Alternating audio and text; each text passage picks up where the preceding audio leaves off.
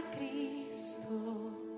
He decidido seguir a Cristo.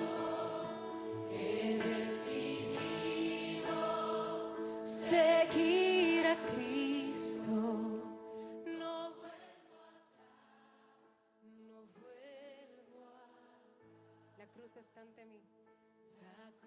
Dios les bendiga, hermanos. En esta noche el grupo musical de Leví les queremos presentar historias de mártires y cristianos que decidieron dar su vida por Cristo. Torturas inimaginables. Un pastor cuyo nombre era Florescu fue torturado con cuchillos y hierros al rojo vivo. Lo golpearon salvajemente. Enseguida introdujeron enormes ratas hambrientas a través de un caño en su celda.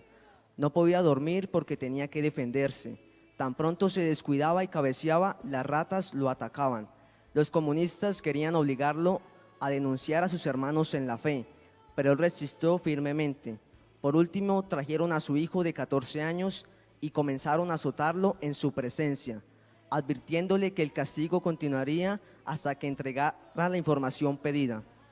El hombre ya había perdido la razón. Resistió todo lo que pudo, pero al final, cuando no podía más, se dirigió a su hijo Alejandro.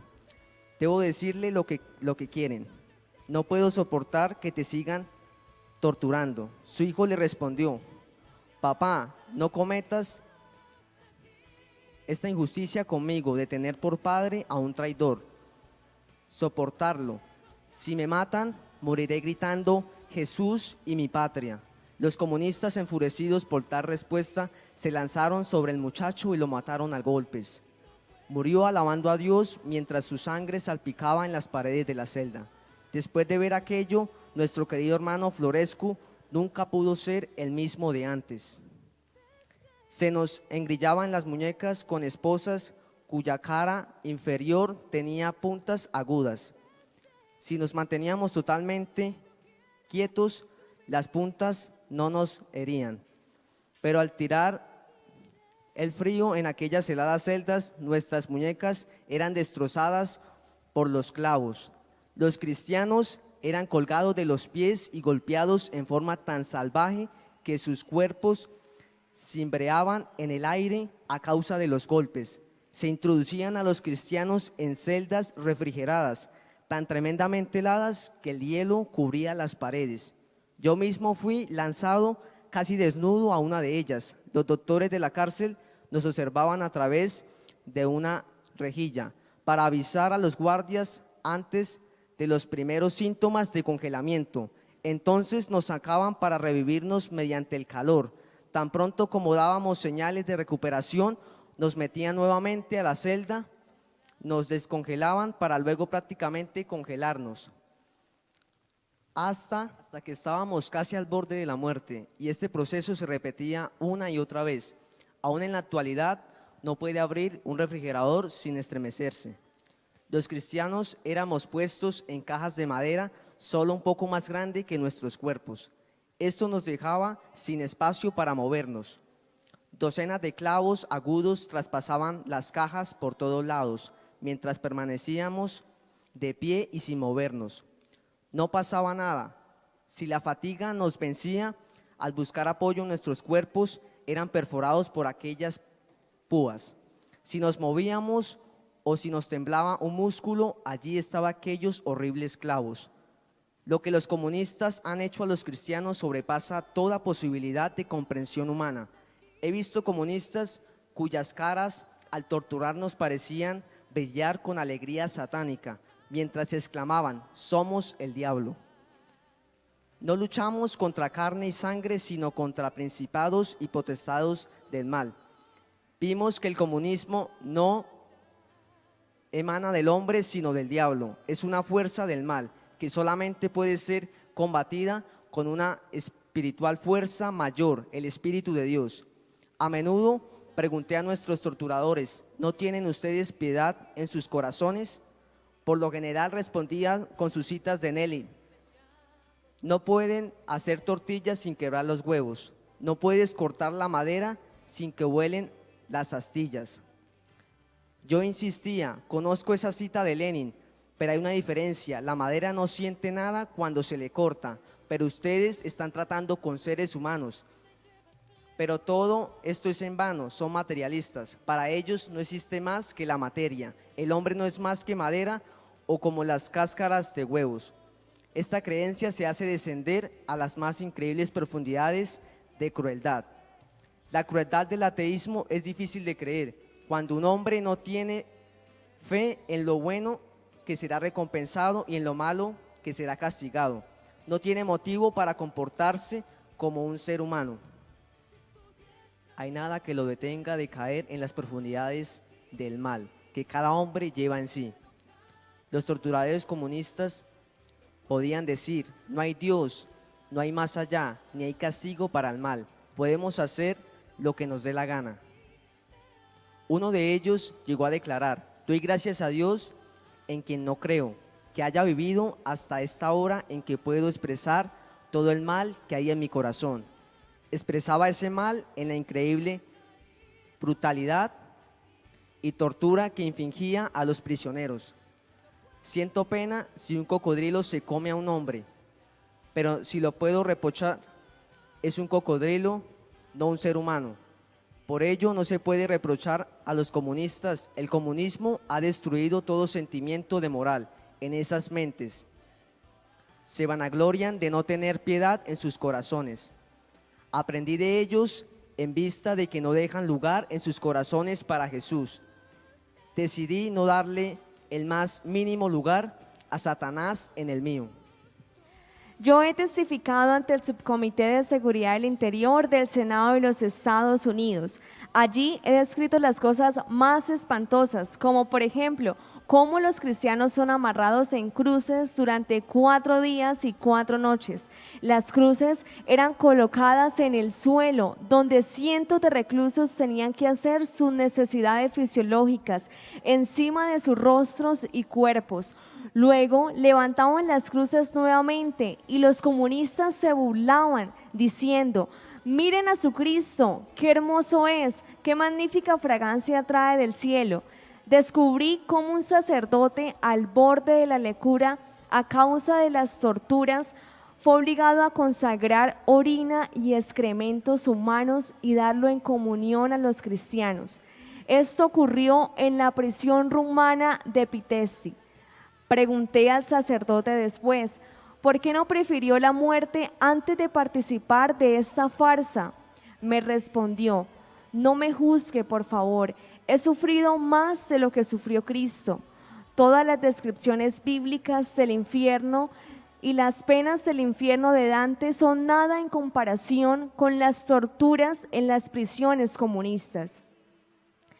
Esto es solamente una pequeña parte de lo que sucedió un domingo y muchos otros domingos en la prisión de Pitești. Otras cosas sencillamente no pueden contarse. Sé que mi corazón fallaría si tuviese que volver a repetirlas. Son demasiado terribles y obscenas para ponerlas por escrito. Todo esto es lo que tuvieron que sufrir sus hermanos en Cristo y aún sufren. Uno de los héroes realmente más grandes de la fe fue el pastor Milan Aimovici. Las prisiones rumanas estaban tan colmadas que los guardias ni siquiera nos reconocían por nuestros nombres. En muchas oportunidades, cuando venían a buscar a los que habían sido sentenciados para recibir azotes por haber quebrantado algún reglamento carcelario, el pastor Milan Aimovici se presentaba para recibir el castigo en lugar de alguno de los otros. Con esto ganó el respeto de los demás prisioneros, no solo para sí, sino también para Cristo, a quien representaba.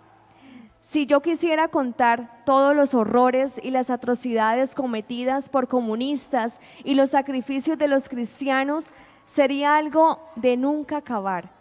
No solo las torturas fueron conocidas, sino también los hechos heroicos.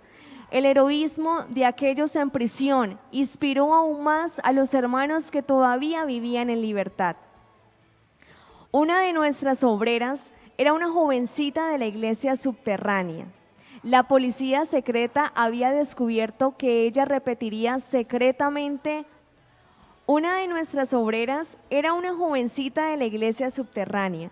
La policía secreta había descubierto que ella repartía secretamente evangelios y que enseñaba a los niños acerca de Cristo. Decidieron arrestarla, pero hacer el arresto lo más doloroso y terrible posible.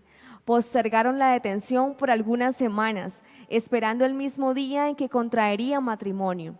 En el día de su boda ya se había puesto su traje nupcial. Para cualquier mujer es el día más maravilloso y alegre de su vida. Repentinamente se abrió la puerta de su casa, precipitándose al interior la policía secreta. La novia, al verlos, extendió los brazos para ser esposada. Las esposas le fueron colocadas rudamente en sus muñecas.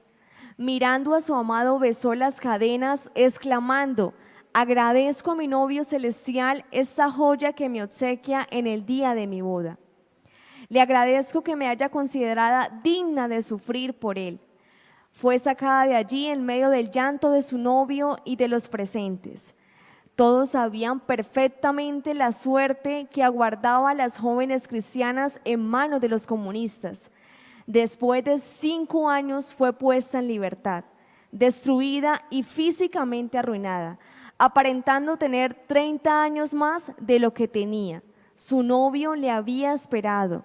Ella se limitó a decir que era lo menos que podía haber hecho por su Cristo. Tan magníficos cristianos están en la iglesia subterránea. Probablemente los occidentales han oído del empleo de lavado de cerebro en la guerra de Corea y ahora en Vietnam. Yo pasé a través de esa experiencia personalmente. Es la tortura más horrible. Durante años se nos obligó por 17 horas al día a escuchar lo siguiente: el comunismo es bueno, el cristianismo es estúpido, déjelo, déjelo. 17 horas al día, por semanas, meses y años. Muchos cristianos me han preguntado cómo pude resistir el lavado de cerebro. Existe solo un método de resistencia: el lavado de corazón. Si su corazón está limpiado por el amor de Jesucristo y en él hay amor hacia él, usted puede resistir a cualquier tortura. Dígame, ¿qué no haría una novia amorosa por su prometido? ¿Y qué no haría una madre amante por su hijo? Sí, si usted ama a Cristo, como lo hizo María, quien tuvo en sus brazos al mismo Señor Jesús cuando era un bebé aquí en la tierra. Si usted ama a Jesús como una novia ama a su prometido, entonces usted puede resistir a tales torturas. Dios no nos juzgará por lo que fuimos capaces de soportar, sino por todo aquello por lo que fuimos capaces de amar.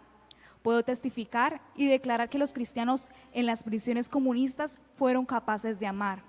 Ellos podían amar a Dios y a los hombres. Las torturas y brutalidades de la cárcel continuaron sin cesar. Cuando caía inconsciente o estaba demasiado confuso para poder dar alguna esperanza de confesión a mis torturadores, era devuelto a mi celda. Allí quedaba tendido solo y medio muerto hasta lograr recuperar algo de mi energía para poder comenzar de nuevo su labor conmigo. Muchos morían en esas circunstancias, pero en mi caso, sin saber cómo ni por qué, siempre lograba recuperar algo de mis fuerzas. En los años siguientes, a mi paso por varias y diferentes cárceles, me quebraron 4 vértebras y muchos otros de mis huesos. Me cortaron, me quemaron y me causaron profundas heridas en diferentes partes de mi cuerpo. Y de tales me dejaron 18 cicatrices permanentes. En Oslo, los médicos me examinaron y vieron esas cicatrices y los restos de la tuberculosis pulmonar que sufría a causa de tan prolongado martirio.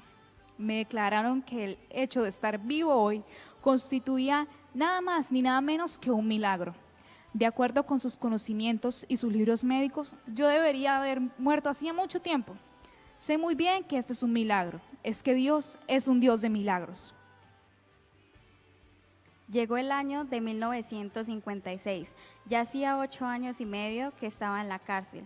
Había perdido mucho peso porque se me privaba de comida, pero había ganado muchas cicatrices a raíz de haber sido brutalmente flagelado y golpeado. Además, había sido objeto de burlas, amenazas, interrogatorios, hasta el cansancio y abandono. Nada de eso dio resultados que mis captores esperaban. Profundamente descorazonados por una parte y preocupados por otra, por las protestas que mi prisión suscitaba, que me pusieron en libertad. Se me permitió volver a mi antiguo puesto en la iglesia, pero solo por una semana. Alcancé a predicar 2 sermones. Luego me llamaron para advertirme que no podía seguir predicando ni tomar parte en ninguna actividad religiosa. ¿Qué había dicho? Yo había aconsejado a mis feligreses que tuvieran paciencia, paciencia y más paciencia. Eso significa que usted está diciendo que tenga paciencia, pues los americanos vendrán a libertarlos, me gritó la policía. Yo también había dicho que tal como la rueda gira, los tiempos cambian.